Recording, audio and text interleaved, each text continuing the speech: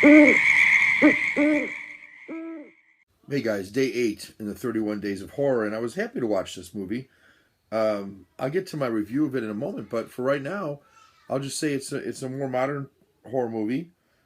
Deals with the whole idea of Egypt and the ancient legends and history and so on, and culture of Egypt. And I'm talking about a movie called The Pyramid.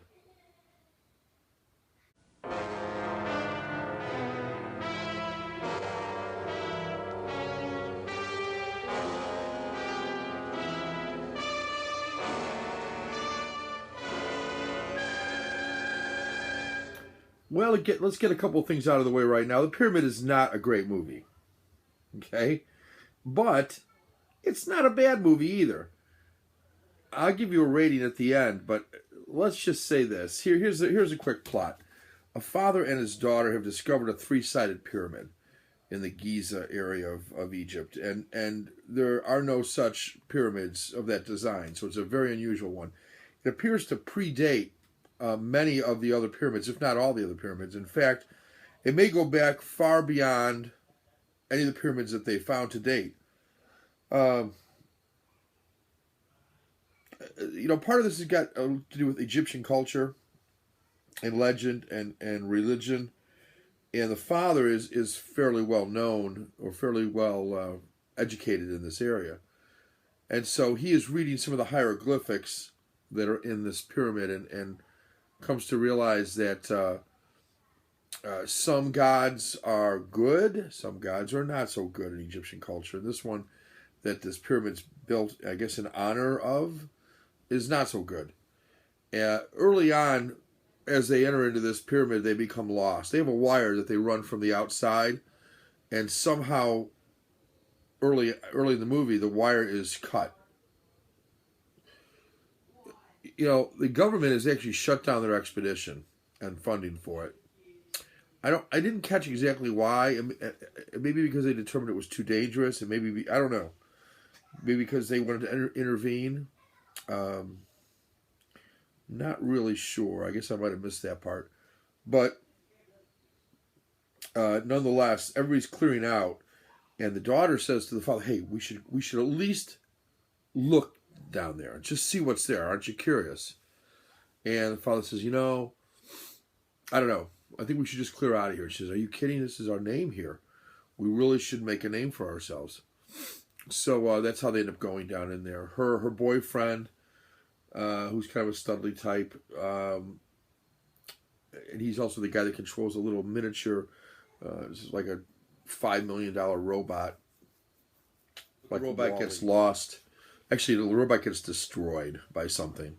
You don't really see what, you just see something flash by. It was like a dog or a cat or something that size, maybe hard to tell. But definitely four-legged with a looks like a tail on it. They decide, the guy who was in charge of this multi-million dollar robot says, "We got to go in and get it. Are you kidding me? The government's going to, NASA will come after me if I don't bring this thing back. We got to go in and get it." So, of course, since he's going in, the father says, "Well, I'll go in with you." And then the daughter says, "Well, you're not going in alone. Are you kidding me? I got to go in with you." Meanwhile, there's a camera team. This is kind of a found footage, pseudo found footage, not really. Found footage deal, and she's there with she's like a news person or a reporter or some sort of a person documenting the event, and she's got her cameraman with her, so they go in. So it's just those 5 people that go in, and like I said, the wire somehow that they run from the outside gets lost. Looks to be cut, but in any event, they're stuck in this pyramid, and they quickly find out that the daughter says, "Well, I know it's this way," and he says, "Well, I don't know. I'm pretty sure we came in this way." The father says, and well, sure enough, they go the wrong way, and I'm not really sure they could have gone the right way, no matter what. At that point in the movie, they end up going the wrong way. A floor collapses. They end up on a lower level. The Studley dude that was kind of control the robot, which they find smashed, by the way. A giant boulder falls onto him, like a piece of the wall or something falls on his leg, and he totally crushes it. So and they can't move the boulder off him. He's there, basically dying. They leave him to go explore because they have to try to find a way out. And they can't just sit there with him. Of course, the she's kind of enamored of him. They've kind of had a relationship, it appears. She hates to leave him behind, but she does. They don't get too far, and they hear his screams. And they head back, only to find his body basically gone. And one thing leads to, I don't want to give the whole thing away, but there are these cats, these feral cats that are running through the place. Hairless, big-eyed, big-eared, feral Egyptian cats. Kind of ugly-looking things. There's tons of them. There's something else in there, too, larger. We find that out. There's a couple of really cool deaths in this. There's a couple of really cool scenes. The nice thing that I like about Egyptian pyramids, whether it's in Raiders of the Lost Ark or really any of the Mummy movies, I've always been fascinated with pyramids. So this movie's going to get a little bit higher score because I like pyramids. And I like the kinds of things they can do where you've got secret entrances and secret compartments or walls that kind of give way if you press them on in the right way. Traps that are interesting, whether they be spikes coming up out of the floor or sand coming out of the walls and fill up and suffocate you, or asps or snakes that have lived for centuries inside this thing, like Raiders of the Lost Ark. All these things are fascinating to me and make for a more interesting trap than a haunted house or a cave. And I find pyramids interesting, so I like that part of the movie. Needless to say, there's some sort of a monster, god, inside of the tomb. Apparently he was buried there so that they could sacrifice souls to him. And whatever he is, he's in this thing, he's still alive.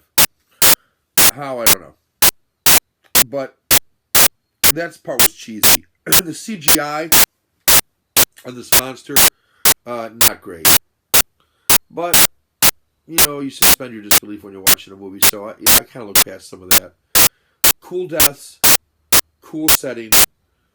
I thought good acting. Some of the actors and actresses were decent, I thought. Their actions were believable. That part I liked quite a bit. So, if I had to give this one a score, I'm going to say somewhere around a 6. Not a great movie by any means, but not a bad movie. It was entertaining. I watched it. It was 90 minutes long. It does have an extended ending, but I didn't see what was so big about that. I give it a 6. So I'd say watchable. What I liked about it was I just picked it up like yesterday at Best Buy. They had this one on sale with the slip for $4.99, and there's a whole bunch of Blu-rays on sale for $4.99, which you'll see an update I'll do here. Well, maybe tonight or tomorrow. I'll show you all the ones I got. I got like 10 of them for $4.99 each. And I also had $15 worth of credit there at Best Buy, so I chopped it down. I think my bottom line cost on this was $3.49, and that went for all 10 of them, which I thought was pretty good. Yeah, $1.50 off 10 of them because I had $15 credit. There you go. Anyway, The Pyramid. I give it a 6. I think it's decent. I think it's worth watching. I'll watch it again. I'll definitely watch it again. It was suspenseful, but not a great movie. Don't get me wrong. It's not an Exorcist or an Omen or Poltergeist or it's not something like that, or Shining, but it's decent. Okay, that's it, guys. Take care.